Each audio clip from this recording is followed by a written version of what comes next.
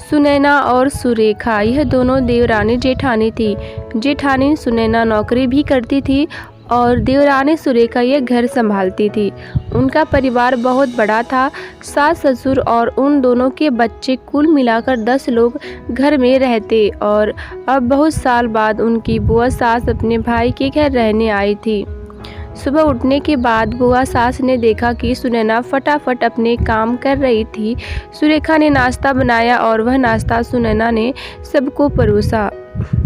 उसके बाद सुनैना ने अपना टिफ़िन पैक किया और वह काम पर निकल गई। सुरेखा ने वापस दोपहर का खाना तैयार किया और थोड़ा वक्त अपनी सास और बुआ सास के साथ बैठी रही।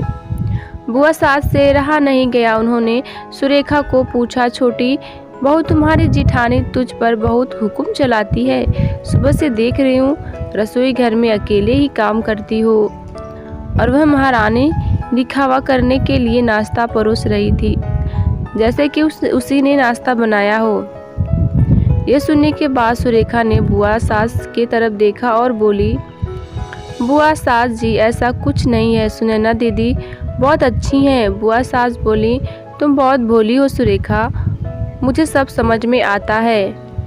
मेरे बाल धूप से सफ़ेद नहीं हुए हैं। सुरेखा से अब नहीं रहा गया। वह बोली, ऐसा नहीं है बुआ जी, आपको सुनैना दीदी ने सबको नाश्ता परोसा वह दिखा, पर आपको यह नहीं दिखा कि दीदी ने मुझे ज़बरदस्ती सबसे पहले नाश्ता करने दिया और चाय भी दी। वह रोज़ मुझे ऐसे ही सबसे पहले ही नाश्ता दे देती हैं, नहीं तो सबके लिए नाश्ता करते करते मैं खुद के लिए नाश्ता बनाना भूल जाऊंगी। दीदी मेरी कितनी चिंता करती हैं। दीदी सुबह जल्दी उठकर मंदिर साफ करती हैं, फूल सजाकर रखती हैं और मुझे उनके 1 घंटे बाद उठने के लिए कहती हैं। शाम को आते समय बाज़ार से सब्जी भी लेकर आती हैं, क्योंकि हमारे मिस्टर रात को देर से आते हैं और मम्मी जी को सुनैना दीदी ने बाज़ार में जाने को मना किया है, क्योंकि अब उनकी उम्र 60 से ज़्यादा हो गई है। बाज़ार में जाते समय उनको तकलीफ़ होगी, उनके पैर बहुत दुखेंगे। कभी उनको बाहर घूमने का मन हुआ तो सुनैना दी छुट्टी लेकर उनको घुमाने ले जाती हैं। और हाँ बुआ जी, दीदी रोज़ शाम को आने के बाद वह कितनी भी थकी हो तब भी मुझे खाना बनाना में मदद करती हैं। वह मेरी बड़ी जेठानी ज़रूर हैं, पर मुझे अपनी छोटी बहन ही समझती हैं और मैं उनको अपनी बड़ी बहन समझती हूँ। यह सब सुनकर बुआ सास एकदम चुप हो गई। उनकी चुगली सुरेखा के आगे टिक नहीं पाई। शाम को सुनैना सब्जी की थैली सुरेखा के पास देते हुए बोली, सब्जी के साथ तुम्हारे मनपसंद लेखक की किताब भी उसमें है। यह सुनकर सुरेखा खुश हो गई। सुनैना को थैंक यू बोलकर सब्जी की थैली किचन में रखकर वह अपने रूम में चली गई। उतने में बुआ ने सुनैना को आवाज़ दी, बड़ी बहू ज़रा यह आना। वह बोली, सुनैना तू इतनी मेहनत करके पैसे कमाती है और ऐसे फालतू में किताबें खरीदती है,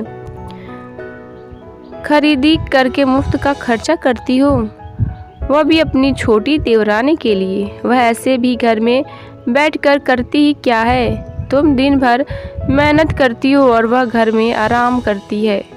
इस पर सुनैना हंसकर बोली, क्या बुआ जी आराम? और सुरेखा, उसे तो कहने पर भी वह आराम नहीं करती है। सुबह उठकर बेचारी काम करती है, सबका मनपसंद खाना, मेरे और उनके मिलाकर 4 बच्चों का टिफ़िन सब वही तो करती है। अब तक भी उसके चेहरे पर हमेशा आनंद दिखता है। सुबह की चाय पीने के लिए उसके पास वक्त नहीं रहता है। दोपहर को जब बच्चे घर आते हैं तो उनका होमवर्क सब वही देखती है, इसलिए मुझे बच्चों का टेंशन नहीं है।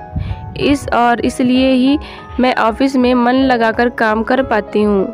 कुछ दिन पहले ही मुझे प्रमोशन मिला है।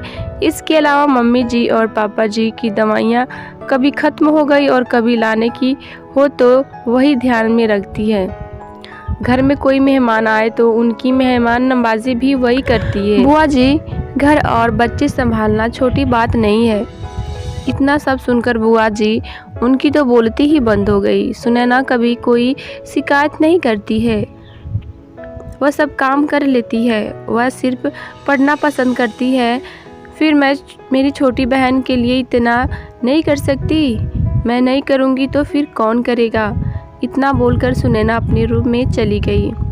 यह सब बोलना सुनैना की सास पीछे खड़े होकर सुन रही थी।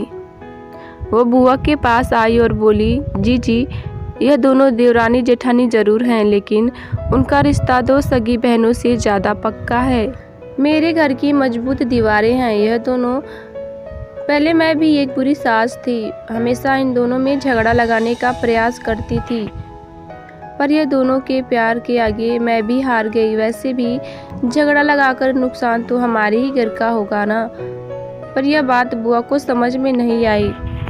रुदन करते हुए कमरे से बाहर चली गई, क्योंकि उन दोनों में झगड़ा लगाने के लिए वही आई थी। पर सुनैना और सुरेखा, इनके जैसी दो समझदार जेठानी देवरानी के बीच झगड़ा करवाना बड़ा मुश्किल था। तो दोस्तों, सुनैना और सुरेखा, इनकी जैसी समझदार देवरानी जेठानी जिस घर में होंगी, उस घर का कोई बुरा नहीं कर सकता है। जिस घर में ऐसी बहुएं होंगी, वह घर स्वर्ग बन जाएगा। दोस्तों, देवरानी जेठानी की सुंदर पारिवारिक कहानी आपको पसंद आई हो तो हमें ज़रूर बताएं और हमारे चैनल को सब्सक्राइब करें, वीडियो को लाइक करें। Thanks for watching my video. Take care and bye bye, and don't forget subscribe my channel for new videos.